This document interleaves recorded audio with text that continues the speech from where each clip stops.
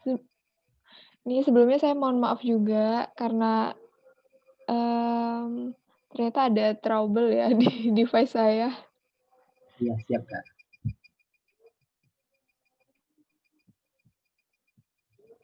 Oh iya, teman-teman, nanti setelah Kak Martinya pegang materi, kita juga ada sesi tanya jawab juga. Jadi mungkin bisa nih nanti diperhatikan dan kalau ada pertanyaan bisa disimpan dulu sementara. Nanti di akhir kita bakal ya diskusi sih lebih lanjut, khususnya terkait sama topik kita pada hari ini.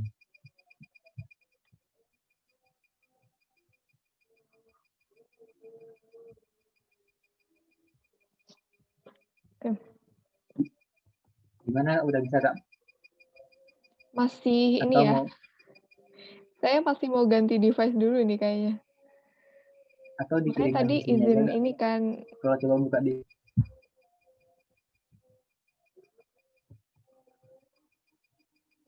semoga bisa ya. Bismillah.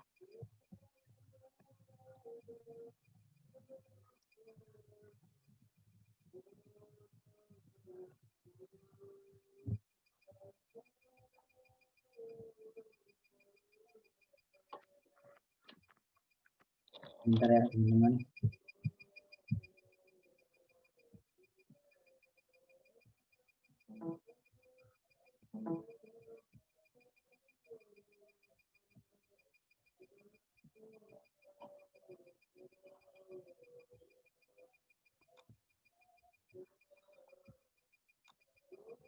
Mungkin sambil nunggu Kak Melati, ada yang mau cerita nggak atau berbagi di mana progres Tapi bukunya yang ditulis?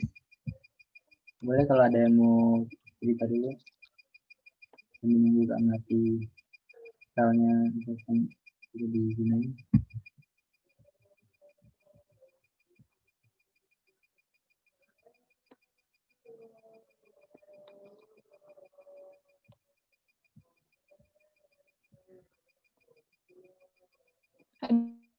ini mungkin bercerita dulu gimana progresnya? Kayaknya nggak ada ya. Ya udah ini kebetulan juga udah bisa di ini ya Mas ya. Saya coba share screen Oke dulu Kak, nih. siap. Udah gitu bagi. Udah kelihatan ya? Udah Kak, udah kelihatan di sini. Boleh Kak, silakan Oke. dimulai aja.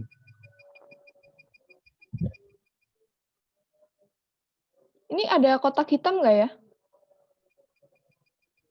Di sini? Enggak ya? Udah hilang? Nggak ada Kak, Harusnya ada. udah hilang Kak. Udah Kak. Oke. Oke, kita mulai aja ya. Kita mulai ini jam berapa nih? Jam 19.48 ya? Oke. Bismillahirrahmanirrahim. Assalamualaikum warahmatullahi wabarakatuh.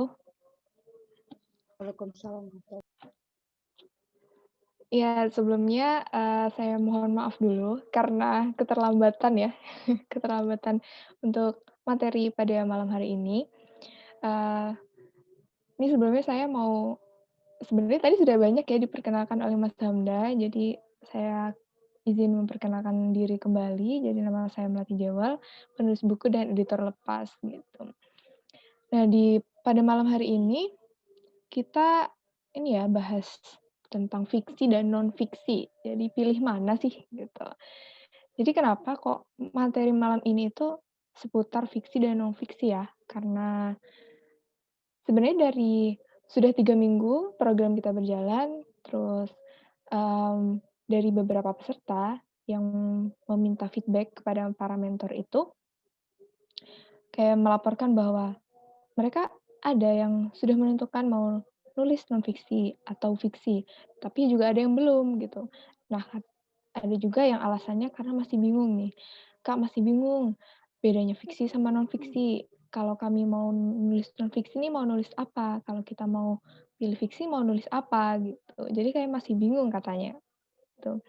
Nah jadi, di sini mau sebenarnya dari 2 mentor sebelumnya, Mas Rizky dan Mas Fikri sudah sedikit banyak menjelaskan ya, tentang tulisan-tulisan fiksi dan terutama non-fiksi karena mereka berdua spesialis di non-fiksi ya.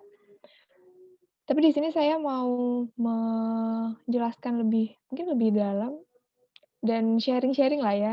Jadi kalau misalnya nanti saya juga masih kurang lengkap, nanti teman-teman yang lain lah ya, boleh banget untuk menambahkan ataupun, apa ya, membetulkan kalau misalnya saya masih ada salah gitu kan.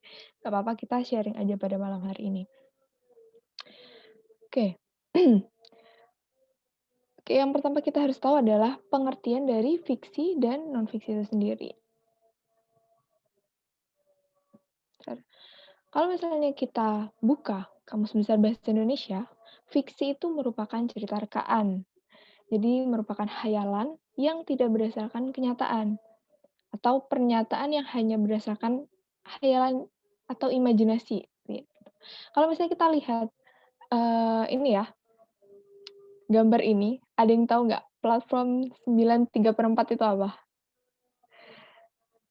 Ini ya, gerbangnya ada di Harry Potter ya, kalau Harry Potter mau masuk, mau berangkat sekolah lah ya, mau berangkat ke sekolah, naik kereta gitu, mau ke Hogwarts gitu. Nah, ini salah satu contoh fiksi gitu. Jadi kayak nggak ada ya, kalau misalnya kita nemuin di stasiun deh, mau di stasiun Pasar Senen, di Tanah Abang, nggak ada tuh, ada dinding yang ketika kita tembus bisa, apa ya, mengantarkan kita ke suatu tempat gitu kan, tempat yang lain gitu, nggak ada kan. Di sini hanya imajinasi dari penulis saja gitu. Nah, untuk fiksi sendiri itu banyak sekali bentuknya dan juga jenisnya banyak sekali. Nah, secara umum untuk fiksi itu dibagi menjadi 2. Ada yang namanya prosa dan ada yang namanya puisi. Nah, untuk prosa sendiri dia tuh bersifat bebas gitu. Jadi dia tidak terikat dengan kaidah-kaidah kepenulisan yang terdapat pada puisi. Biasanya bentuknya paragraf. Jadi contohnya tuh kayak cerpen, terus novel, kemudian bisa berupa kisah inspiratif, memoir, dan sebagainya. Atau misalnya senandika, prosais, gitu. Kemudian bentuk yang kedua adalah puisi. Nah, di mana puisi ini merupakan ragam sastra yang bahasanya terikat gitu dengan kaidah-kaidah penulisan. Seperti iramanya bagaimana, rimanya, kemudian dalam bentuk bait, bukan dalam bentuk paragraf. Nah, kemudian mungkin ada tipografinya juga gitu dan lain sebagainya lah gitu. Dan saya kira mungkin teman-teman banyak yang udah paham gitu ya atau mungkin di sini mungkin adalah guru bahasa Indonesia gitu ya. Saya sebelumnya izin dulu karena sebenarnya latar belakang saya juga nggak dari sastra atau, dari jurusan pendidikan bahasa gitu ya. Eee, nah ini merupakan salah satu contoh karya fiksi, ada cerpen gitu ya. Kita bisa baca cerpen di mana-mana ya sekarang ya. Terus kemudian ada puisi, puisi ini saya ambil puisi dari Sapardi Djoko Damono, kemudian ada novel. Ya, ini salah satu contohnya aja lah ya judulnya, kayak Diary of Wimpy Kid. Kemudian ada komik, oh ya komik itu juga masuk ke dalam suatu karya fiksi ya, gitu. Mungkin komik ini spesial karena dia, tulisan yang bergambar juga. Kemudian fabel gitu ya, kayak kalau kita baca cerita pada masa kecil gitu kan, cerita kancil, buaya gitu, ceritanya, babi dan lain-lain lah, banyak banget kan. Terus kemudian ada epos, kemudian ada mitos dan lain-lain, mite dan lain-lain gitu. Banyak banget karya fiksi. Intinya karya fiksi ini adalah suatu tulisan yang ditulis berdasarkan hasil imajinasi atau hasil rekaan dari seorang penulis tersebut. Nah, sekarang nih saya mau membahas, beberapa tulisan yang kemungkinan akan menjadi apa ya, akan menjadi bentuk tulisan yang akan ditulis oleh teman-teman gitu, di dalam program buku untuk ayah ibu ini. Kayak yang pertama cerita pendek gitu. Oke, kalau, menurut pengertiannya merupakan kisah pendek yang kurang dari 10.000 kata biasanya. Kebanyakan juga ya kalau lebih dari 10.000. Nah, ini biasanya memberikan kesan tunggal yang dominan dan memusatkan diri pada satu tokoh, pada satu situasi. Nah, kenapa satu situasi? Jadi, karena ini kan cerita pendek. jumlah katanya terbatas. Jadi nggak bisa menceritakan, kisah dengan sangat panjang gitu, dengan, waktu yang lama gitu. Pasti, waktunya ini juga dibatasi singkat. Nah, biasanya kalau dalam cerita pendek itu ada yang namanya unsur intrinsiknya. Nah, di mana unsur-unsur yang membentuk dari suatu cerita pendek ini atau cerpen. Oke, yang pertama itu adalah alur atau plot. Nah, kalau, alur ini adalah ini ya, jalan cerita gitu, bagaimana suatu cerita itu berjalan gitu.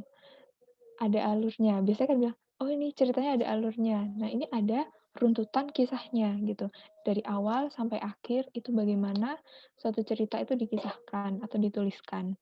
Nah untuk alur sendiri ada bermacam-macam, ada alur maju, alur mundur, atau campuran. Kalau maju udah jelas ya berarti, eee, cerita itu, waktu yang dikisahkan itu ke masa depan gitu, jadi berjalan ke masa depan gitu. Sedangkan kalau misalnya mundur itu flashback gitu. Kalau campuran, bisa maju, bisa kemudian tiba-tiba mundur gitu, tiba-tiba flashback, kemudian kembali lagi ke masa depan gitu. Tapi ini biasanya jarang ya kalau untuk cerpen karena, dibatasi oleh ini ya, jumlah kata. Nah kemudian yang kedua adalah tema. Ini sangat penting sekali ya.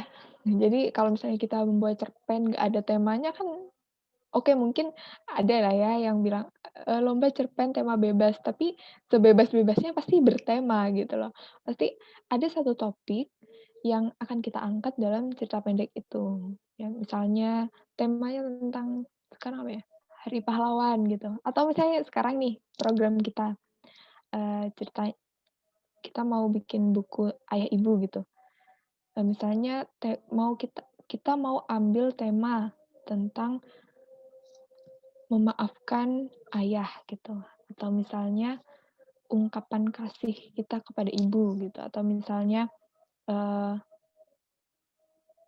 hal-hal yang tidak pernah aku ceritakan kepada ibu gitu, misal ya gitu.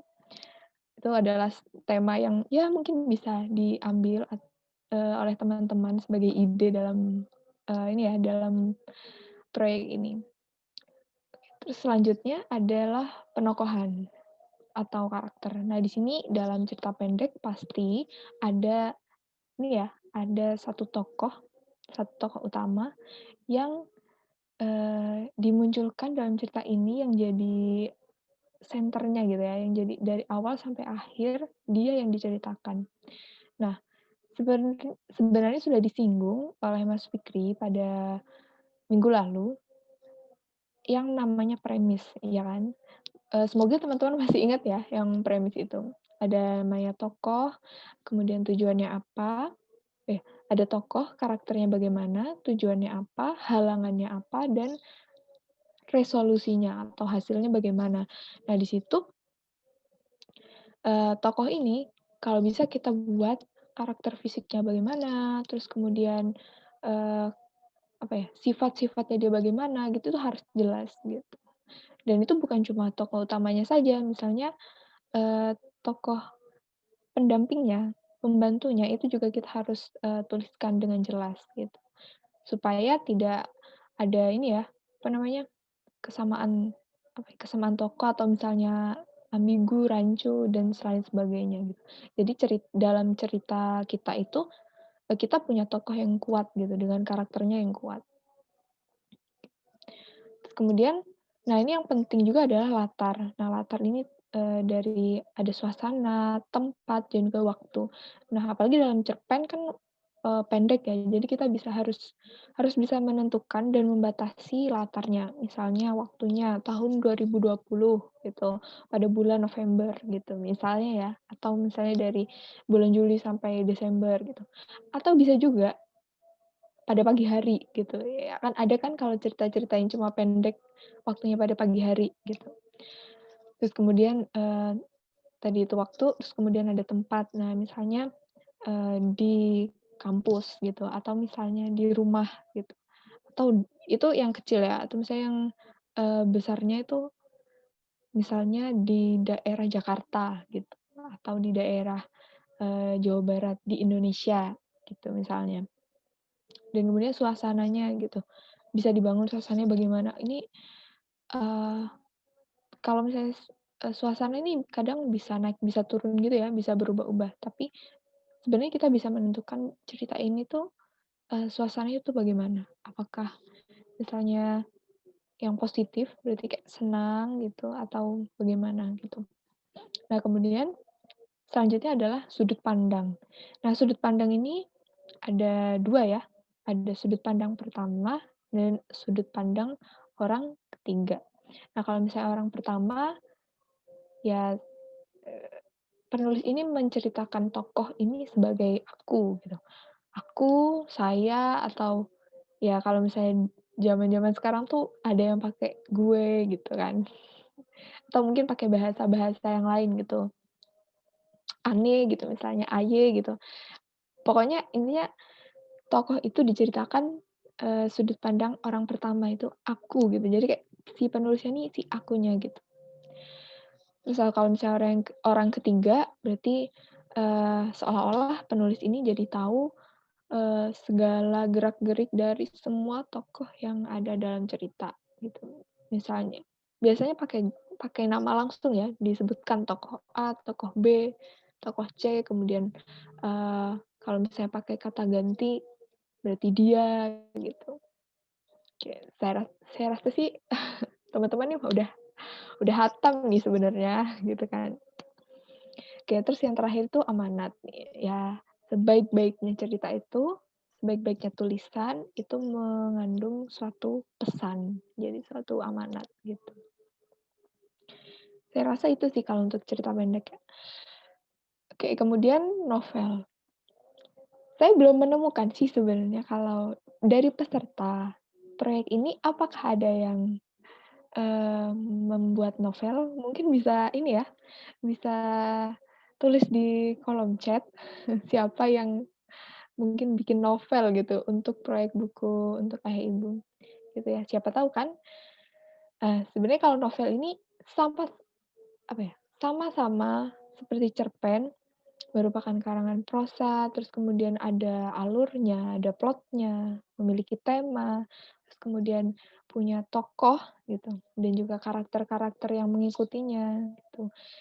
Cuma bedanya, dalam novel ini yang pertama, jumlah katanya lebih banyak ya, pastinya. Bisa 35.000 sampai 50.000 kata. Terus kemudian, eee, alurnya itu lebih panjang gitu. Biasanya, eee, kalau misalnya cerpen itu kan bisa di apa ya, konflik itu tidak terlalu banyak gitu. Kalau misalnya novel ini mungkin dalam per babnya itu ada masalah-masalah sendiri gitu. Jadi kayak kalau misalnya kita buat novel, sebenarnya ada ini ya, kalau teman-teman tahu metode Save the Cat mungkin bisa dipraktekkan juga, tapi saya di sini, tidak tidak ingin membahas itu karena terlalu panjang. Jadi kalau biasanya novel itu, kalau kalau teman-teman ada yang lagi bikin novel ya, untuk proyek ini, mungkin, yang harus diingat-ingat adalah, antar satu apa ya, pasti tentukan outline-nya dulu gitu. Kemudian unsur intriksnya pasti, alurnya bagaimana.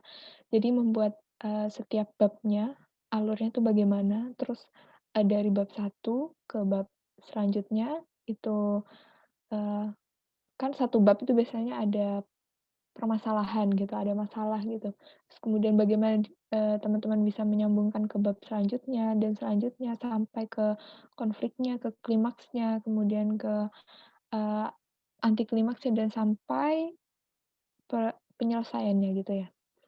Mungkin nanti kalau misalnya novel, bisa langsung ini aja ya, langsung bertanya kepada saya atau misalnya mentor fiksi yang lainnya gitu, karena ini terlalu panjang gitu.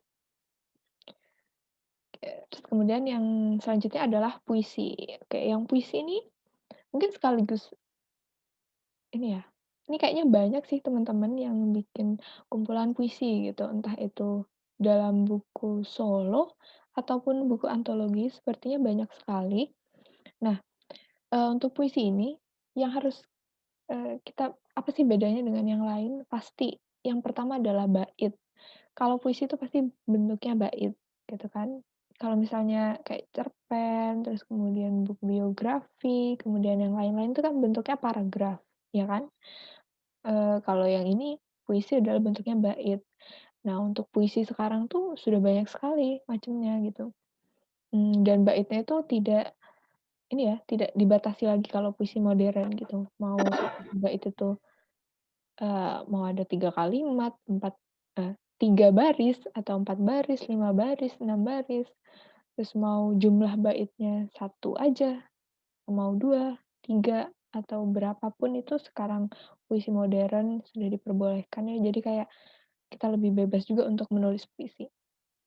Terus kemudian biasanya nih ada yang namanya tipografi atau bentuk tulisan, eee, kalau ini kelihatan nggak ya? Gambar puisi yang saya cantumkan di sini. Nah, di sini kan tipografinya kita bisa lihat nih, kayak awalnya kayak piramid yang untuk bait pertama seperti piramid, terus untuk bait yang kedua seperti piramida yang terbalik gitu. Nah, biasanya tuh ada beberapa penulis yang apa ya, concern terhadap tipografinya gitu. Dibentuk, istilahnya kayak dibentuk gitu ya, dibentuk seperti apa gitu, ada yang dibentuk tangga, piramida, terus kemudian ada yang menjorok, ada juga yang, datar aja gitu, yang udah rata margin kiri gitu.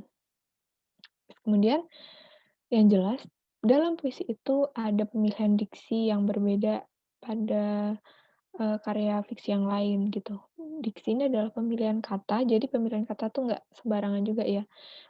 Dipilih yang apa, yang biasanya yang bagus dan yang bisa memunculkan, apa ya, perasaan dari si pembaca gitu ya, biasanya, gitu. Dan juga, diikuti oleh ini ya, penggunaan majas ataupun gaya bahasanya. Dan kalau misalnya teman-teman, masih ingat dulu pelajaran bahasa Indonesia gitu atau mungkin yang sekarang sedang mempelajarinya gitu. Banyak banget kan majas-majas yang bisa diaplikasikan dalam penggunaan puisi. Ada majas ya kayak metafora, retorika, kemudian, sarkas, eee, terus banyak lagi ya kayak, litosis, ironi, dan lain-lain gitu. Dan ini penting sekali, penggunaan majas untuk, ini ya dalam penulisan puisi ini. Dan juga yang terakhir itu biasanya ada rimanya nih. Rima tuh, eee, ini ya, bunyi akhir dari baris kita, dari satu baris, dalam bait kita gitu. Misalnya gitu, oh itu sebenarnya ada ini ya, ada contohnya tuh, "If they truly love you," terus apa tuh, "they will love you." Nah itu nah itu menunjukkan rimanya tuh sama, misalnya A, terus, "When you are an ocean breeze," B gitu, karena rimanya beda. Jadi mungkin rima tuh ada yang A gitu, atau misalnya AB, atau AB, atau beda semua gitu rimanya. Mungkin ABC gitu. Itu bebas sih sekarang. Oke. Kemudian yang selanjutnya itu adalah non-fiksi ya, tulisan non-fiksi. Nah, tulisan non-fiksi ini udah dari asal katanya sebenarnya kita, bisa pahami ya, kalau non berarti bukan, fiksi, khayalan atau rekaan, berarti ini yang bukan khayalan, berarti ini yang apa, yang nyata gitu. Nah, dalam tulisan non-fiksi ini biasanya memunculkan suatu data, fakta, dan juga informasi gitu. Nah, di mana Eee, data-data atau fakta ini kita peroleh dari mana? Biasanya kita peroleh dari suatu riset, terus kemudian, mmm, bisa dari penelitian, dari pengamatan, dan pe atau mungkin atau mungkin hasil wawancara juga itu bisa juga ya. Yang intinya seluruh informasi dalam tulisan ini dapat dipertanggungjawabkan. Nah, kalau kisah nyata apakah masuk ke dalam ini ya, ke dalam non-fiksi gitu, sumber dari tulisan non-fiksi, iya bisa juga. Tapi kisah nyata ini, pure kisah nyata yang tidak dibumbui, oleh imajinasi dari penulis gitu ya, nggak ditambah-tambahin gitu. Oke, untuk contoh-contohnya sendiri nih, seperti opini gitu ya, atau skripsi, kemudian buku biografi, atau buku pelajaran, terus buku ini ya, panduan atau how to gitu. Dan juga seperti jurnal-jurnal ini banyak banget ya, dan saya rasa sih teman-teman sudah paham dan juga pernah juga menulis, ya kan? Setidaknya tuh waktu sekolah atau mungkin kuliah gitu ya, udah pernah menulis, tulisan-tulisan non-fiksi gitu kan. Oke, ini yang mau saya bahas pertama adalah opini. Nah, tulisan opini ini merupakan tulisan berupa pendapat pribadi seorang penulis tentang suatu masalah tertentu. Nah, biasanya, tulisan ini bersifat kontroversial ya dan juga provokatif. Jadi, eee, juga persuasif juga sih kadang-kadang ya. Jadi bisa memikat hati para pembaca gitu dan juga emosinya gitu biasanya. Nah, tapi, meskipun opini ini merupakan pendapat dari si penulis, tapi tetap tetap saja bahwa harus didasarkan kepada data atau fakta yang ada, gitu. Nah, beberapa tips dan trik untuk menulis opini, yaitu yang pertama adalah kita atau penulis harus mengetahui terkait bidang yang akan ditulisnya, gitu ya. Eee, jadi kayak ya kita harus tahu nih, misalnya kita mau mengangkat isu terkini gitu ya, kita harus mempelajari juga isu terkini itu bagaimana gitu. Kemudian idenya, ya pasti ide, ya kan, kita nih mau mengangkat apa gitu, eee, misalnya isu yang kemarin aduh kalau mau bahas politik nggak enak juga ya gitu. Ya misalnya dalam ini deh, dalam proyek kita gitu ya, siapa tahu ya ada yang mau nulis opini gitu, tentang apa ya, mungkin misalnya cara mengasuh orang tua kepada anaknya gitu kan.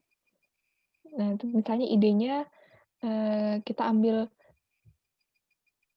apa ya, cara mengasuh orang tua yang sedang bekerja gitu ya, yang sambil bekerja gitu kan.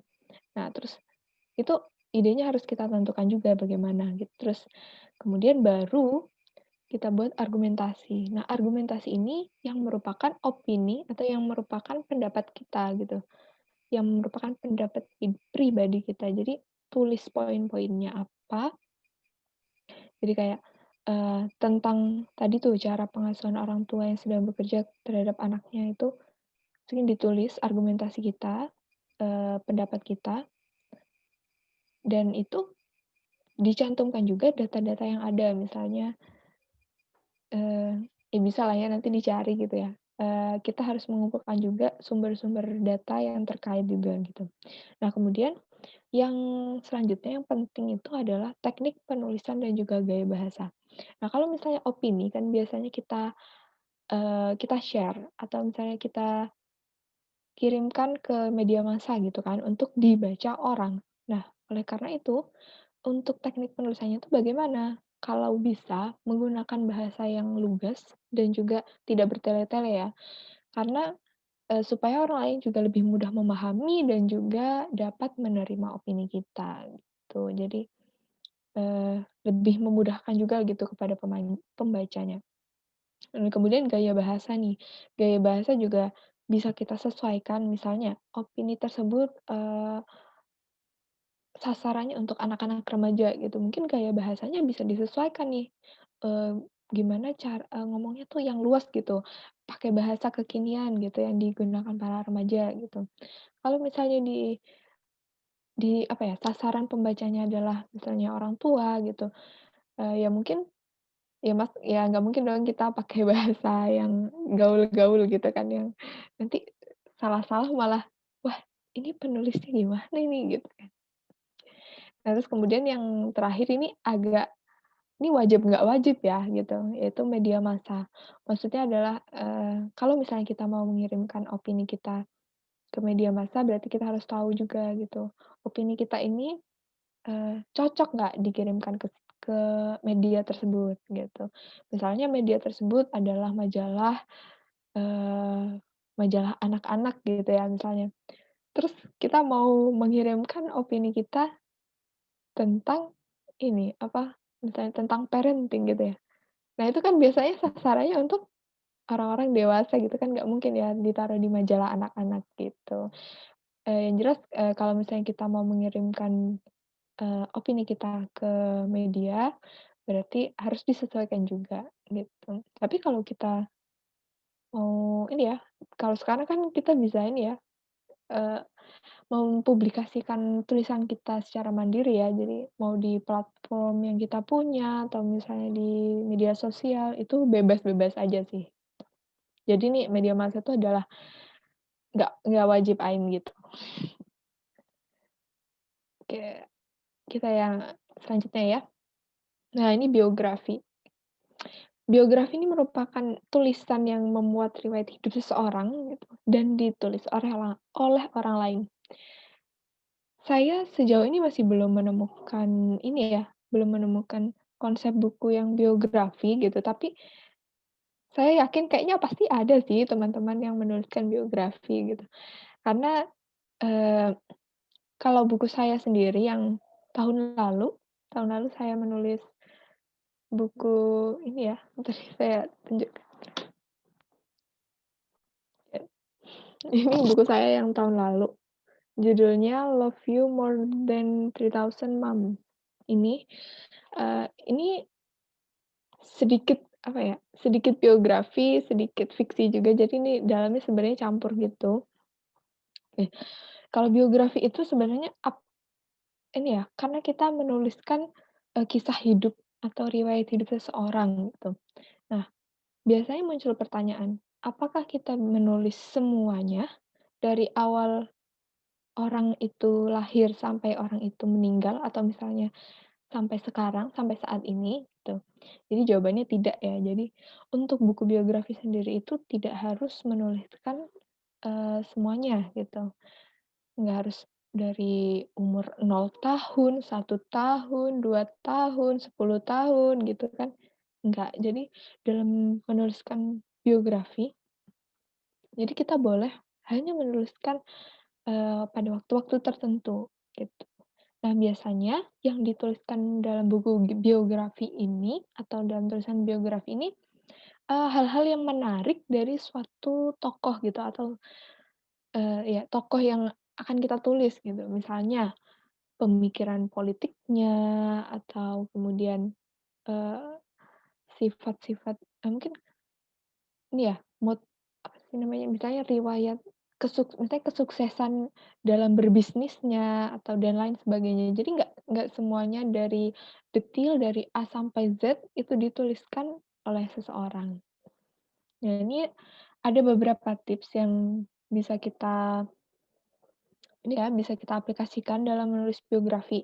Yang pertama, kita pilih tokoh yang menarik gitu. Ya, tokoh menarik di sini sebenarnya nggak harus tokoh yang terkenal gitu, yang apa ya, yang mungkin semua orang tahu gitu, wah ini orang ini sangat hebat gitu, eee, sangat sukses gitu, nggak harus memilih tokoh yang seperti itu. Nah, tokoh yang menarik bagaimana? Kalau dalam proyek ini, nah mungkin kita bisa ambil tokohnya yaitu ayah atau ibu atau keduanya gitu. Dan itu bagaimana kita bisa, mengambil sisi menariknya gitu. Ya kalau mungkin tiap orang beda-beda ya, apakah dia menarik atau enggak. Nah, kalau maka kita harus buat tokoh si ayah atau si ibu itu menjadi tokoh yang menarik gitu. Misalnya, ambillah sisi positifnya gitu kan. Kan masa iya sih kita mau menuliskan sisi negatif gitu ya, atau aib dari keluarga kita gitu kan. Jadi kita ambil sisi positif yang, eee, mungkin nggak iya, apa ya, nggak impact-nya nggak ke semua orang, tapi dia punya ini ya, sisi positif yang bisa kita teladani misalnya gitu. Nah, kemudian yang kedua adalah menentukan temanya. Kalau kayak yang tadi misalnya, kesuksesan di bisnis atau misalnya pandangan politik gitu kan. Nah, misalnya kalau dalam, proyek buku untuk ibu dan ayah bagaimana? Bisa juga nih kita, menentukan tema misalnya misalnya saya seorang anak yang dilahirkan, eee, hanya punya satu orang tua gitu misalnya nih, misalnya ya. Kemudian saya ingin mengangkat tema, eee, ibu saya seorang single parent yang bisa meng apa ya, bisa apa tuh namanya, atau misalnya, bisa membesarkan saya seorang diri hingga sukses sampai sekarang gitu. Misalnya perjuangan seorang single parent ya gitu. Atau misalnya bisalah teman-teman bisa cari yang lain gitu. Dalam buku tersebut gitu, mau meng-highlight apa gitu, tuh. Nanti ketika kita sudah punya highlight-nya, kita sudah punya temanya, untuk perjalanan selanjutnya ketika membuat outline itu bisa kita sesuaikan gitu. Jadi nggak ada cerita-cerita atau misalnya tulisan-tulisan yang melenceng gitu. Misalnya tadi kita mau menjelaskan perjuangan ini ya, apa, single parent, kok self-bullying, kayak single parent gitu ya. Nah terus, nggak ada tuh cerita misalnya yang nggak ada hubungannya gitu sama perjuangan, dari seorang ibu yang menjadi single parent dalam membesarkan kita gitu. Itu contohnya aja gitu. Nah kemudian yang ketiga adalah kita coba temukan fakta-fakta yang utama gitu. Jadi contohnya lagi nih tadi, melanjutkan yang single parent tadi ya.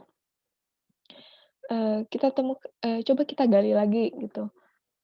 Ketika dulu, ibu kita membesarkan kita, ada peristiwa-peristiwa apa gitu misalnya, eee, karena berjuang seorang diri harus bekerja menafkahi keluarga jadi tulang punggung dadakan. Nah, kemudian misalnya ibu membuka toko gitu. Dan membuka toko ini kan satu fakta gitu. Nah, toko itu untuk menghidupi keluarga dan anak-anaknya gitu. Terus kemudian temukan lagi tuh peristiwa-peristiwa lagi yang apa sih yang dilakukan ibu untuk membesarkan kita gitu, karena tadi temanya kan ini ya perjuangan single parent tadi tuh. Dan fakta-fakta yang lain lah, kayak peristiwa-peristiwa lain yang sudah dilakukan oleh ibu. Oke, terus yang selanjutnya adalah apa bagian penting dari hidup seorang tokoh tersebut? Jadi, eee, kita nggak perlu mengambil semuanya ya, kayak kira-kira satu aja, satu atau 2 bolehlah gitu ya. Itu kita ambil bagian yang penting gitu. Misalnya dalam, eee, perjuangan single mother ya, itu, misalnya bagian pentingnya adalah ketika sang anak itu tidak mau misalnya ketika saya aduh, nggak apa-apa deh saya jadi contoh ya. Ketika saya waktu itu mau masuk kuliah, terus kemudian sang ibu tidak punya dana, terus kemudian, eee, mau ber mau berhenti aja, mau berhenti melanjutkan pendidikan, kemudian sang ibu, mengambil satu keputusan besar gitu ya, entah keputusan besarnya apa gitu, kan tiap jalan cerita orang kan beda-beda ya gitu. Itu pokoknya kita ambil bagian penting dari hidup tokoh tersebut gitu. Terus kemudian, daya tarik tokoh. Jadi kayak supaya kita menghidupkan, apa ya, menghidupkan jalan cerita, ya walaupun ini bukan fiksi gitu, tapi kita bisa supaya tulisan tuh nggak datar-datar aja gitu kan. Jadi kita bisa menghidupkan tulisan dengan cari keunikan dari tokoh tersebut. Misalnya ibu gitu ya, misalnya ibu saya gitu. Tapi ini misal ya, bukan berarti ibu saya gitu beneran ya gitu. Misalnya tadi ceritanya ya, masih cerita yang tadi.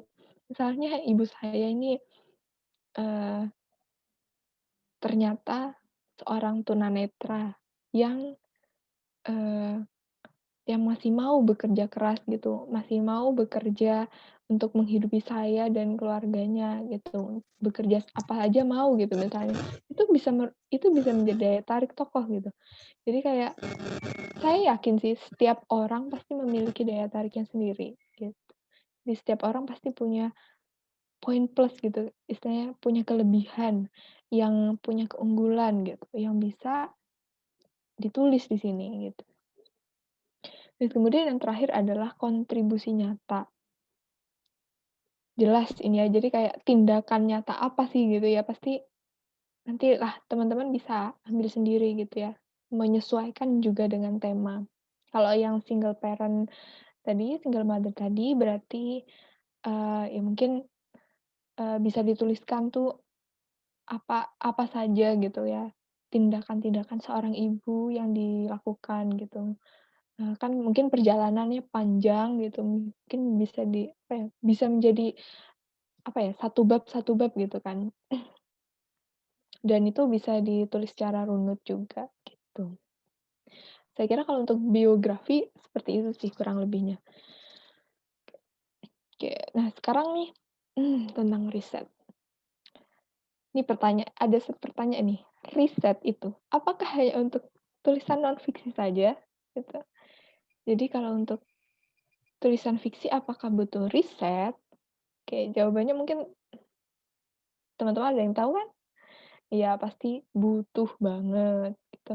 Jadi kalau tulisan fiksi nggak ada risetnya, cuma hasil imajinasi penulis, cuma awang-awang aja, cuma angan-angan, itu ceritanya pasti, apa ya, nggak kelihatan nyata gitu ya, atau misalnya kadang nggak masuk logika gitu, sehingga nggak masuk akal jalan ceritanya dan lain sebagainya.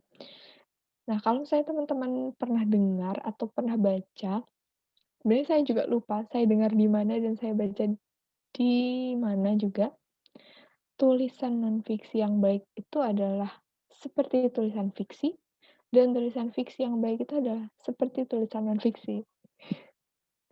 Maksudnya gimana? Jadi sebenarnya, kalau kita baca tulisan non-fiksi gitu, misalnya kayak tadi ya, tulisan biografi, itu kan tulisannya tuh nyata ya, benar-benar terjadi gitu ya. Tapi ketika kita baca, ketika penulis menyajikan suatu tulisan seperti itu, pembaca tuh akan merasakan, "Kayaknya ini fiksi ya," gitu, padahal enggak gitu. Atau misalnya tulisan non-fiksi yang populer populer ya sekarang yang, self improvement atau misalnya buku-buku saya tuh banyak menemukan sekarang buku ini ya, buku keagamaan, buku motivasi Islam itu sekarang udah nggak kayak, nggak sekaku gitu ya, nggak sekaku yang dulu-dulu gitu. Sekarang udah mulai, apa, istilahnya luas gitu, udah lemes gitu. Jadi kalau kita baca tuh enak gitu. Jadi nggak berasa kayak baca buku non-fiksi gitu, kayak ya udah kayak membaca suatu tulisan fiksi, nggak fiksi juga gitu mungkin, karena itu benar adanya, ya kan. Kemudian ketika kita membaca fiksi, fiksi yang baik, itu rasa-rasanya justru itu terasa nyata gitu, kayak sampai pernah kita berpikir mungkin ya, kayak, "Ini beneran ada nggak ya?" Gitu, padahal itu hanya imajinasi dari penulis gitu. Nah, tapi biasanya, penulis ini juga melakukan riset untuk memperdalam tulisannya dan juga memperkuat misalnya karakternya, latarnya gitu. Kan nggak lucu juga ya kalau kita misalnya menceritakan Jakarta gitu, tapi kita salah mendeskripsikan Monas ada di mana gitu kan, ya lucu kan gitu kan, kayak, wah ini ngawur banget gitu. Jadi kalaupun kita, menulis fiksi, jadi kita harus melakukan riset. Dan untuk melakukan riset ini caranya bermacam-macam ya, riset bisa dari buku, kita membaca buku, terus kemudian kita baca dari internet juga bisa, kemudian mungkin dengan menonton film, mungkin untuk kalau misalnya kita mau apa ya, mau menghasilkan data gitu, misalnya survei, bisa juga gitu, atau misalnya, eee, kalau tulisan misalnya kayak skripsi, esai gitu, misalnya mau penelitian, ya bisa juga gitu. Intinya riset itu untuk memperkaya, wawasan kita dalam menulis tersebut dan juga jadi kita tulisannya nggak ngawur gitu ya, walaupun fiksi juga nggak ngawur juga kan, gitu. Oke. Jadi teman-teman, jangan lupa untuk melakukan riset ya dalam menulis. Nggak hanya non-fiksi, tapi juga fiksinya juga. Oke. Nah, sekarang nih, yang tadi, kalau misalnya kisah nyata nih, kira-kira kisah nyata ini apakah bisa dijadikan non-fiksi dan juga bisa dijadikan fiksi ya, gitu, sebagai sumbernya? Ini bisa banget, bisa keduanya. Nah, kalau tulisan non-fiksi, maka kita menuliskan kisah tersebut itu, ya udah apa adanya, nggak ditambah-tambahin, A, B, C, D, nggak ditambahin. Nah, sementara kalau kita menulis fiksi, itu biasanya ditambahkan dengan imajinasi penulis. Misalnya contohnya nih, kisah nyatanya adalah, ya udah saya gitu ya, Mela ini seorang pembual misalnya ya. Jangan deh, jangan pembual. Misalnya Mela ini seorang pelajar gitu ya. Pelajar, terus kemudian dia ingin melanjutkan kuliah di luar negeri, gitu. Nah, kemudian dia, untuk melanjutkan kuliahnya misalnya dia itu, belajar belajar keras, terus kemudian dia harus mengikuti rentetan tes gitu, dan seterusnya, gitu. Terus kisahnya tuh misalnya, ya udah mulus aja gitu kan. Dia mengikuti step by step dari, penerimaan dari perguruan tinggi di luar negeri. Misalnya itu kisah nyatanya seperti itu. Kalau kita tuliskan dalam non-fiksi, ya udah kita tulis tuh, nggak usah ditambah-tambahin gitu. Tulis apa adanya. Seorang Mela, pelajar, kemudian dia ingin kuliah di luar negeri, terus cara-caranya tadi bagaimana, ngikutin step by step-nya sampai dia diterima, gitu. Nah, kemudian kalau fiksi, misalnya kita ingin mengangkat, ketika dalam perjalanan dia mengikuti rangkaian tes tersebut, misalnya Mela ini sempat, eee, tersandung kasus apa gitu ya, itu kan nggak ada sebenarnya dalam kisah nyata gitu kan. Nah, itu berarti masuknya adalah fiksi gitu. Tapi, jadi kalau misalnya eee, ada yang ini nih misalnya kalimat tulis cerita ini bersumber dari kisah nyata gitu. Ya kita lihat dulu, kalau itu buku biografi, berarti yang masuknya adalah tulisan non-fiksi. Tapi kalau misalnya ada tambah-tambahan yang lain atau hanya tertulis ini ya, terinspirasi dari kisah nyata, nah dia kan terinspirasi ya, maksudnya, idenya berasal dari kisah nyata, tapi dia ditambah-tambahin misalnya adegan A, B, C, atau tulisan A, B, C gitu menjadi, tulisan yang baru, beda dari kisah nyatanya, berarti masuknya adalah, tulisan fiksi, gitu. Itu sih saya kira yang, apa ya, kadang tuh masih masih masih dibingungkan oleh para para penulis gitu. Termasuk kadang saya juga agak bingung gitu, tapi kalau misalnya agak bingung, oh diam dulu gitu ya. Jadi dipikir lagi gitu, dicari lagi gitu. Jadi, tetap belajar gitu. Oke. Nah, sekarang pertanyaannya, udah tahu kan mau nulis apa ya? Karena saya rasa juga udah 3 minggu ya gitu, udah 3 minggu kan, kita ada di proyek ini, jadi saya rasa sudah ada lah ya konsep-konsep, yang tertulis dalam buku teman-teman gitu ya, atau misalnya masih di kepala kalau misalnya masih di kepala, cepet-cepet ditulis ajalah gitu, minimal outline-nya gitu kan. Oke, jadi, saya cuma bisa menyemangati teman-teman gitu ya, semangat menulis semuanya gitu. Oke deh, untuk sharing pada malam hari ini saya cukupkan. Terima kasih sudah menyimak, sharing yang kayaknya juga semua orang juga udah tahu ini ya gitu ya. Oke. Untuk kurang lebihnya mohon maaf, saya akhiri. Wassalamualaikum warahmatullahi wabarakatuh. Saya kembalikan kepada Mas Hamdan. Waalaikumsalam warahmatullahi wabarakatuh. Oke, terima kasih banyak Kak Mela udah nyampein materi, udah ini kita kembali dengan materi yang mungkin ada yang sudah kita lewat, tapi juga materi baru yang kita dapat hari ini. Tadi Kak Mela mulai dari jelasin apa sih pengertian dari fiksi dan fiksi, terus juga dijabarkan masing-masing jenisnya. Tadi ada puisi, ada cerpen, novel, artikel, opini, sama biografi. Sama tadi Kak Mela juga masih tahu kalau apapun tulisan yang kita tulis, kita perlu banget untuk ngelakuin riset sebelumnya untuk bisa memberikan gambaran yang lebih utuh dalam tulisannya. Sama terakhir tadi Kak Mela juga bilang kalau ada satu pertanyaan di dapat Kak Mela tadi, misalnya bikinlah tulisan fiksi yang seolah-olah seperti fiksi dan tulisan fiksi yang seperti fiksi dan fiksi seperti fiksi gitu. Mungkin ada dari teman-teman yang mau bertanya, mungkin bisa disampaikan langsung aja. Di chat boleh, di unmute juga boleh langsung biar bisa lebih interaktif sama Kak Mela, nanti Kak Mela akan jawab. Gimana nih?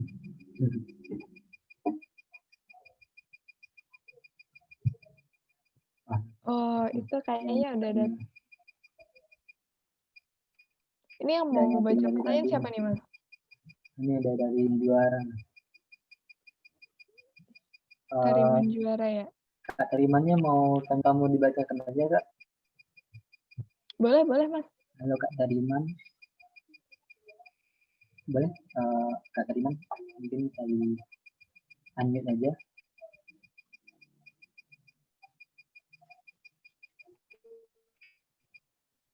Atau Mas Hamda yang bacain juga nggak apa-apa. Oh, saya bacakan lagi. Oke. Ini dari Kak Tariman menanyakan dan merawat ide agar bisa terjaga. Bagaimana tipsnya dan sejarahnya? Silakan Kak Mela boleh dijawab dulu. Oke, cara merawat ide ya? Menambah ide dulu. Menambah ide dan merawat ide. Yang pertama, cara menambah ide. Berarti harus menambah sumber-sumber datangnya ide, gitu, iya kan? Nah, berarti kita cari dulu sumber datangnya ide itu dari mana kira-kira. Kalau kita biasa mencari ide dari membaca, gitu ya, karena kita seorang penulis kan berarti kita biasanya membaca gitu, atau dari mengamati kehidupan di luar misalnya ya, atau misalnya menonton gitu, atau misalnya berkomunikasi dengan seseorang gitu, dengan orang lain gitu, itu biasanya bisa menambah ide kita gitu. Jadi kalau mau menambah ide, jangan tutupi diri gitu, jangan jangan menutup diri kayak, "Ah udahlah aku males mau ketemu orang, males mau ngobrol gitu, males mau ikutan kegiatan A, B, C, D," gitu, atau, "Aku males mau baca," gitu. Ya kalau kayak gitu berarti nggak bakal nambah ide karena, kalau mau nambah ide berarti kita harus menambah wawasan kita kan, kalau mau menambah wawasan ya berarti harus melakukan kegiatan-kegiatan itu, gitu. Ini sepertinya udah pernah disampaikan juga sama Mas Fikri minggu lalu ya, gitu. Nah, kalau untuk merawat ide tersebut, kalau untuk merawat ya, eee, seperti ini ya, seperti kalau kita punya tanaman gitu ya, kalau misalnya mau rawat tanaman itu kan, apa tuh, dipupuk, disiram gitu kan, terus dibersihkan gitu kan. Kalau misalnya ada gulmanya dibersihin gitu, terus kering disiram. Itu sama aja, berarti kalau misalnya kita mau siram, siram dengan sumber-sumber ide tadi gitu. Jadi tetap dijaga gitu, eee, kita tetap harus baca buku gitu, terus harus tetap misalnya berbagi ini ya, berbagi opini atau misalnya berbagi wawasan dengan orang lain, kayak berkomunikasi gitu ya. Eee kemudian juga pokoknya banyak hal lah, misalnya kayak kita mau refreshing, jalan-jalan gitu. Jadi kayak ide itu harus, eee, cara kita merawat ya sebenarnya sama dengan hampir sama dengan cara menambahnya gitu ya. gitu. Itu kalau dari saya sih. Mungkin teman-teman yang lain ada cara sendiri ya? Kalau teman-teman lain ada ini, cara menambah dan merawat ide supaya bisa terjaga, itu mungkin bisa ditulis di kolom chat juga ya. Oke, lanjut Mas, pertanyaan selanjutnya. Halo Mas Hamda? Kayaknya Mas Hamda ini ya. Oke, kayaknya Mas Hamda terkendala jaringan atau gimana ya? Oke, Mas Hamda lagi keluar. Oke, saya baca sendiri aja deh, nggak apa-apa. Dari Kak Haura Alfiah Ninda. Izin bertanya, gimana nih? Kadang banyak inspirasi muncul di otak, tapi pas udah nulis jadi bingung mau nulis apa. Kadang juga lupa sama inspirasi yang muncul sebelum menulis. Oh ya, jadi kayak udah punya banyak ide, terus udah kayak rasanya tuh kayak udah penuh gitu ya di otak gitu. Nah, tapi pas nulis bingung. Kayak ini biasanya terjadi ketika kita satu kita kita jam terbang nulisnya tuh kurang tinggi gitu, kurang banyak, kurang sering menulis. Jadi kayak kita jarang nulis nih kayaknya, gitu. Itu yang pertama ya. Terus yang kedua, bisa jadi karena, kita sudah lama nggak menulis gitu atau bacaan, sumber ide kita tuh itu-itu aja. Maksudnya, kosakata kita tuh biasanya kurang gitu. Jadi ketika kita mau nulis, bingung mau nulis apa, gitu.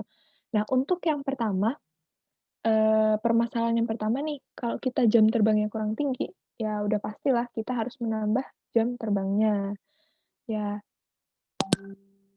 kalau mau latihan nulis, banyak sih cara-caranya gitu, maksudnya untuk konsisten menulis gitu.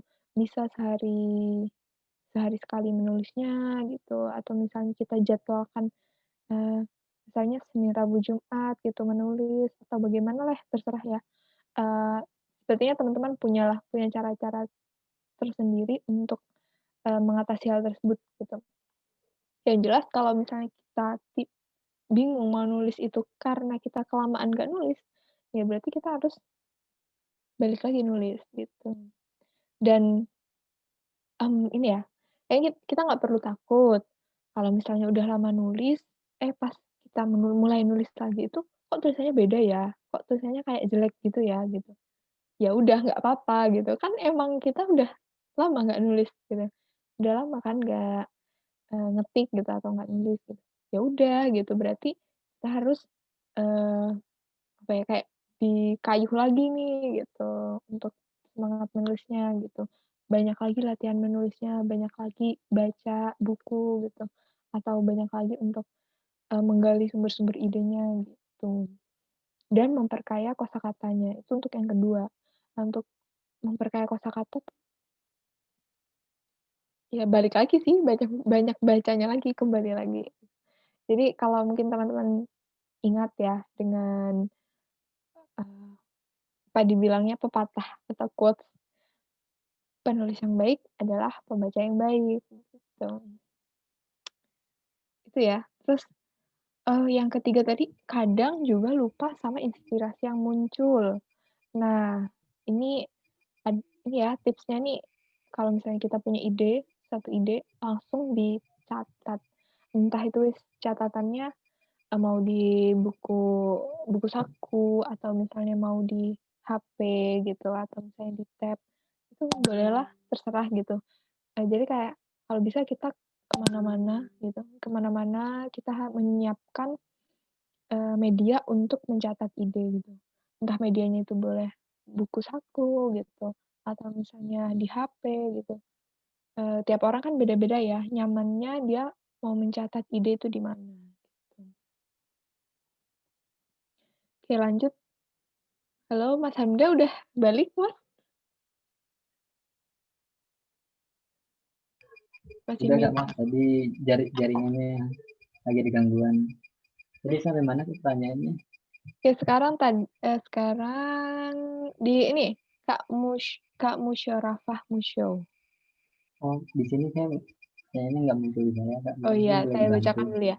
Jika Iya. menulis non-fiksi tentang kisah nyata, lebih baik menggunakan subjek saya atau aku? Mmm, Kalau menurut saya bebas aja sih, Mas, gitu ya. Ini Mas atau Mbak ya? Bebas aja ya, Kak, ya, mungkin disesuaikan ininya aja, untuk misalnya tokohnya tentang siapa, temanya apa, kemudian sasarannya. Kalau misalnya kita menulis, kisah nyata seorang presiden gitu ya, kemudian, temanya tuh misalnya tentang pandangan politik seorang presiden, kan kayaknya lebih baik menggunakan subjek saya gitu kan.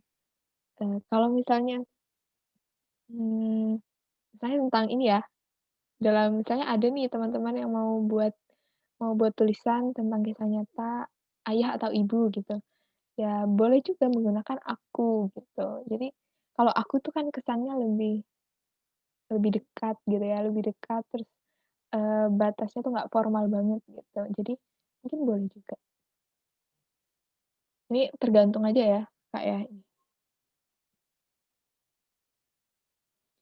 Oke, lanjut ke pertanyaannya Kak Nur Aziz Ramadan. Ini ya, ada nggak Mas? Udah buka nggak? Atau saya baca aja? Ada Kak, bisa. Halo Kak Aji, saya mau nanya langsung. Oh enggak, maksudnya langsung dibaca aja kali ya di chat-nya? Oke. Jadi Kak di sini Kak Nur Aziz nanyakan, boleh nggak ya kalau dalam konsep buku kita itu dicampur antara fiksi dan fiksi. Jadi nanti ada tulisan non fiksi yaitu cerita berdasarkan pengalaman pribadi bersama orang tua, lalu di mix sama tulisan fiksi berupa puisi untuk orang tua gitu Kak. Terus terakhir tadi apakah sebuah buku itu harus diisi oleh satu genre fiksi dan fiksi Kak? Jadi apakah boleh dicampur apa enggak gitu? Boleh Kak nanti. Oke, ini berarti poinnya boleh apa enggak fiksi dan campuran antara fiksi dan non-fiksi. Jawabannya boleh, nggak ada yang melarang. Eee, kan kalau katanya siapa tuh, katanya Mas Reski di kelas pertama tuh, kalau buku apa, merupakan lembaran-lembaran tas yang berisi tulisan gitu kan. Nah, berarti Iya, boleh gitu, nggak ada tuh tulisannya fiksi nggak boleh dicampur sama fiksi, itu nggak ada.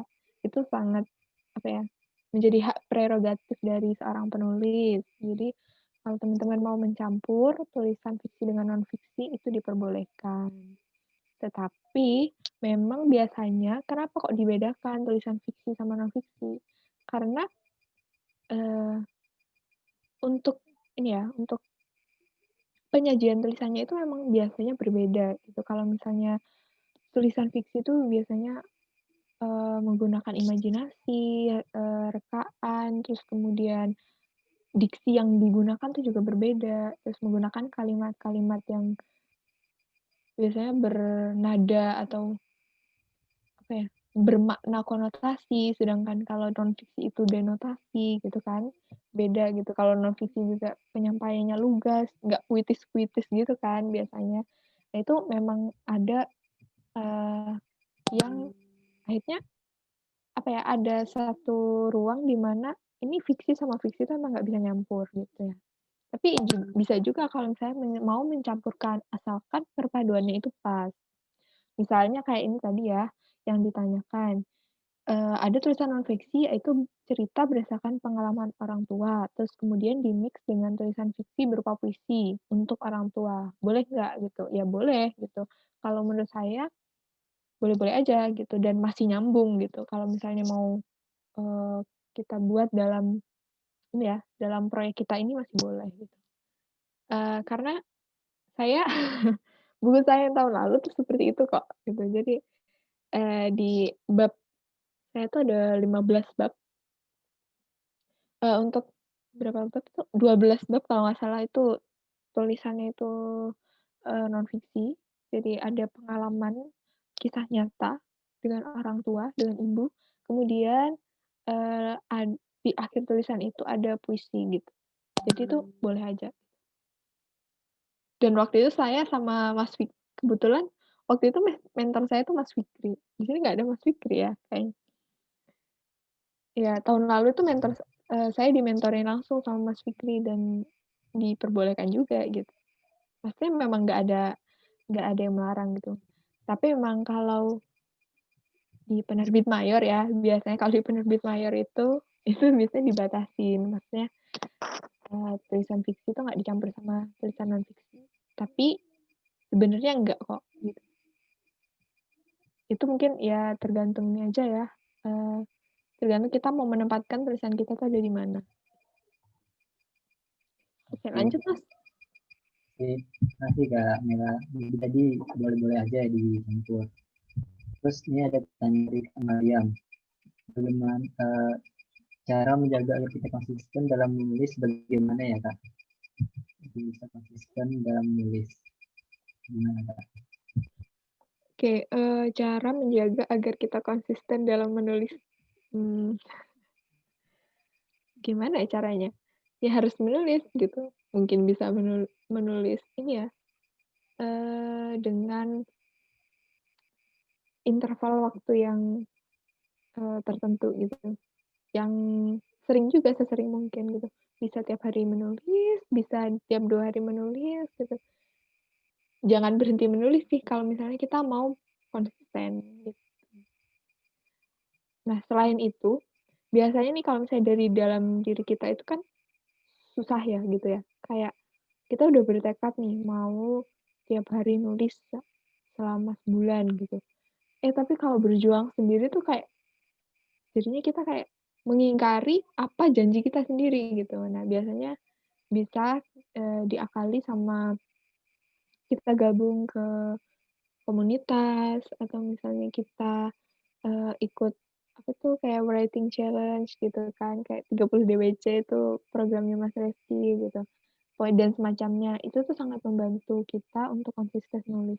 Karena ada teman-teman gitu yang bisa nyemangati, ayo menulis," gitu kan, atau kayak kita tuh berjuang menulis tuh kayak nggak sendirian gitu.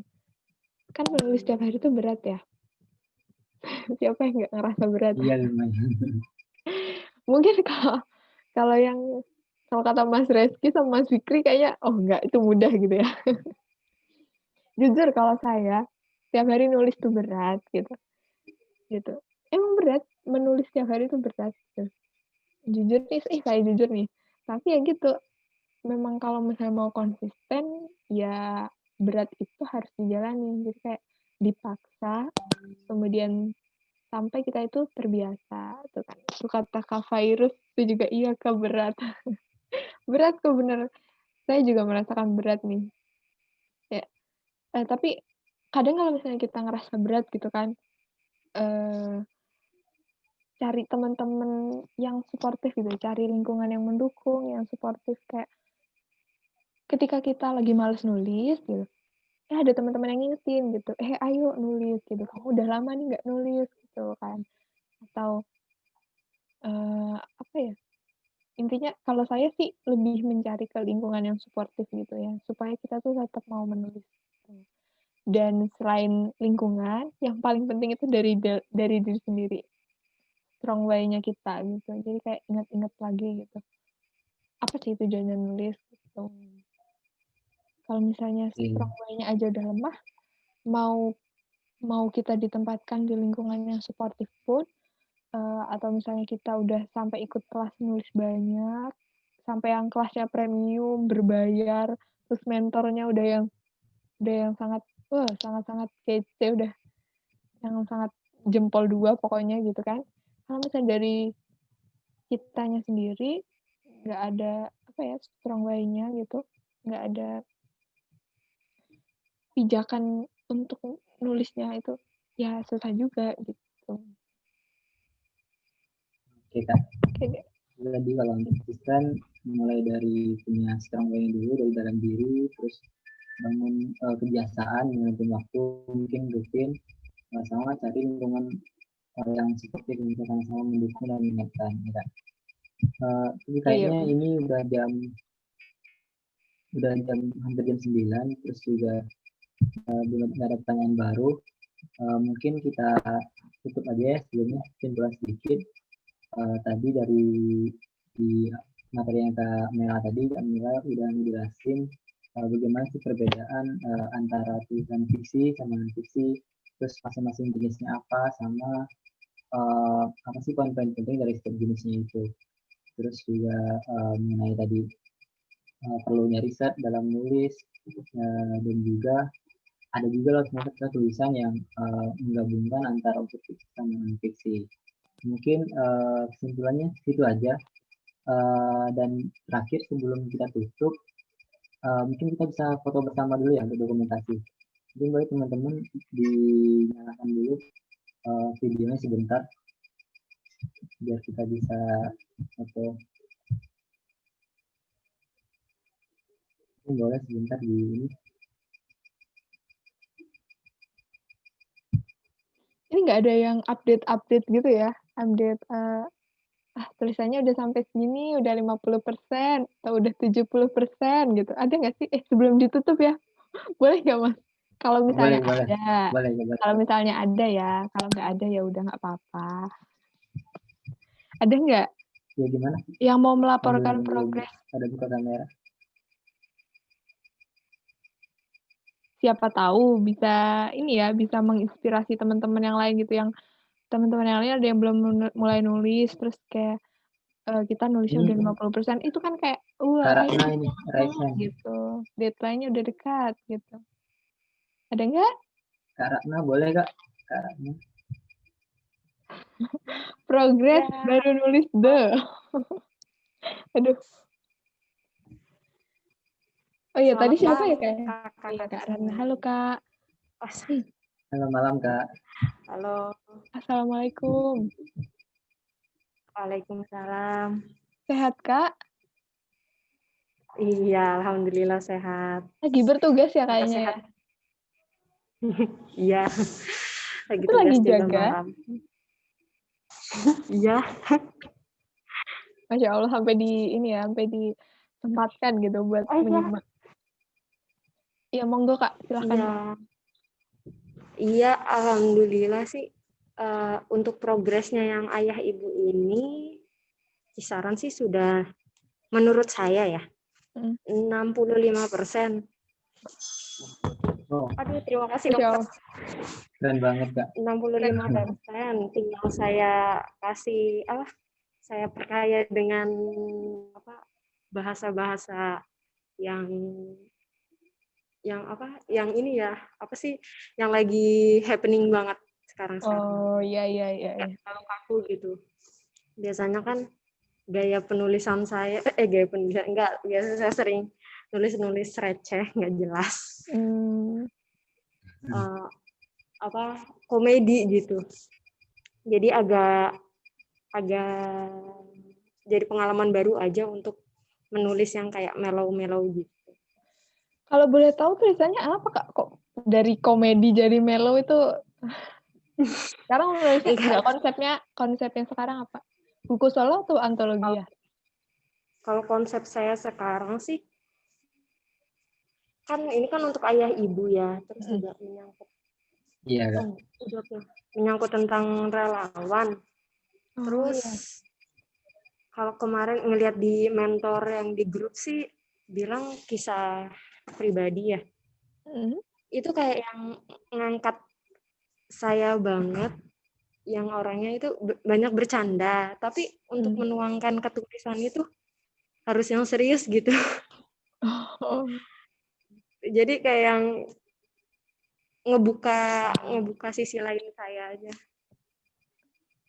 Kalau enggak, maksudnya untuk bentuk tulisannya nanti di buku ini kayak gimana Kak? Cerpen sih Kak. Oh cerpen, oh iya. Iya. Kumpulan Soalnya cerpen kalau berarti. novel kan kepanjangan ya. Bisa bikin novelet Kak? Novel versi mini. Kenapa? Bisa buat novelet juga. Iya, saya suka buat novel. Sebentar. Halo, iya dong. Ya, halo. Masuk suaranya Kak. Oh, lagi. Oh, iya, Kenapa dok? sepertinya sedang berdiskusi dengan Iya, dokter. terpotong. Hmm. Iya.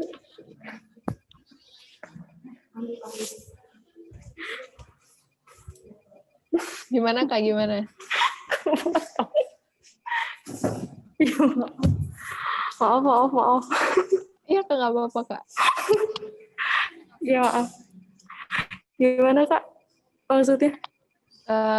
Kalau misalnya mau membuat novelet juga boleh gitu. Toh kan kurang dari jumlahnya mungkin sekitar 20 sampai 30.000 kata gitu. Atau Iya, mungkin bentar. cuma 50 halaman gitu. 50 sampai 70 halaman sudah bisa jadi novelet Kak. Kok minjem ya? Kayaknya masih Kayaknya aduh, saya jadi merasa Bentar, Kak. bersalah ya, jadi mengganggu pekerjaannya gitu. Selam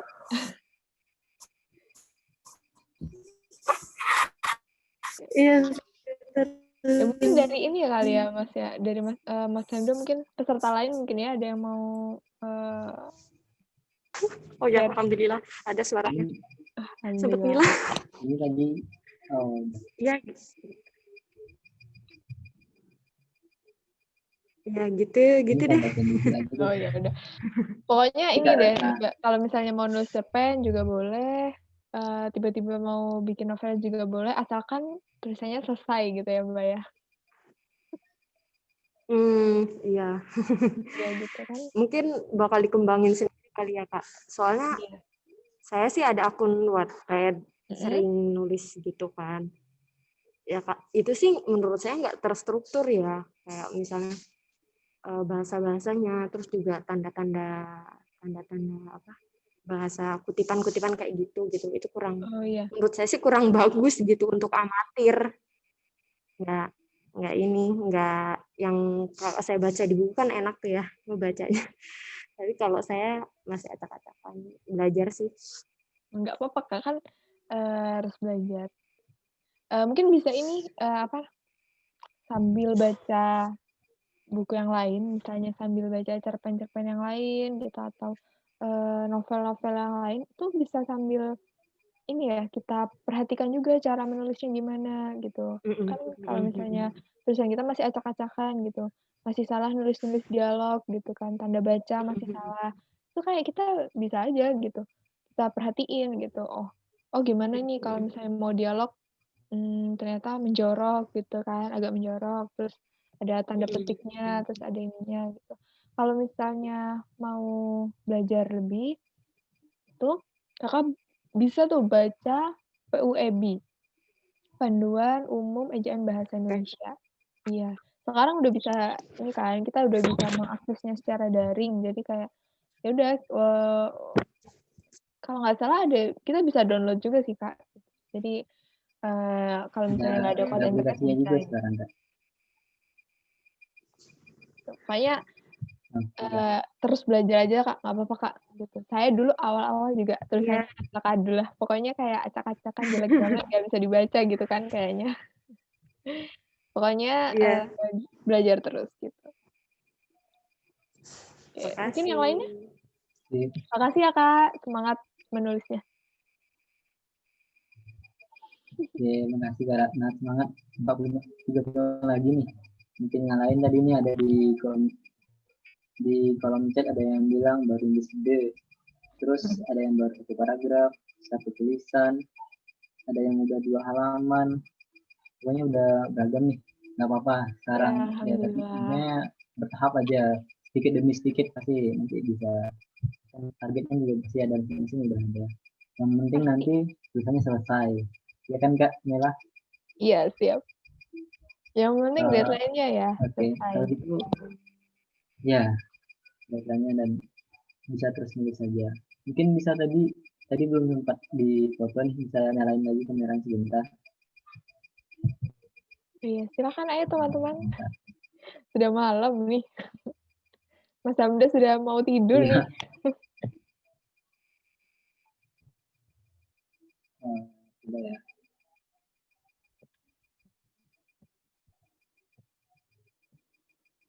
Oke, kayaknya gini aja, kenapa? Oke, siap. Dihitung, Mas. Jadi, bentar. 3, 2, 1. Nah, bentar. 3, 2, 1. Oke, siap. Sudah. Oke, Terima kasih, Mas. mungkin karena udah lewat jam 9 juga ya, Kak. Kita tutup aja. Sekali lagi terima kasih buat yang udah nyampein materi pada malam hari ini. Dan dia bisa membantu banget lah kita untuk dalam proses penulisan buku untuk ayat ibu ini. Terus terima kasih juga buat teman-teman semua yang udah bersedia hadir tadi dari jam 7:30 sampai sekarang udah jam 9. Tetap semangat terus nulisnya dan mungkin bisa tetap komunikasi aja di grup dan sama mentornya masing-masing. Nanti insya Allah rekaman juga bakal di-upload di YouTube, tapi nanti akan kabur lagi di grup. Lebih kurang mohon maaf. Terima kasih perhatiannya. Saya tutup. Assalamualaikum warahmatullahi wabarakatuh. Waalaikumsalam warahmatullahi wabarakatuh. Terima kasih Kak atas ilmunya. Terima kasih Kak atas ilmunya. Terima kasih, Kak Mariam.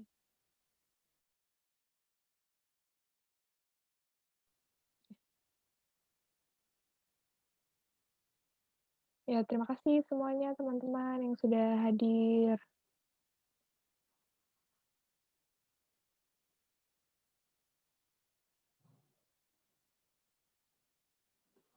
Terima kasih juga Kak Fitria Febiola. Terima kasih Kak Zainuri. Siapa lagi? Kak Razor, Kak Mufida, Kak Tati, Kak Nur Aziz, Kak Rizka, Kak Zahra. Halo Kak. Terima kasih. Kak Jamal juga terima kasih. Kak Desvita, Kak Aisyah.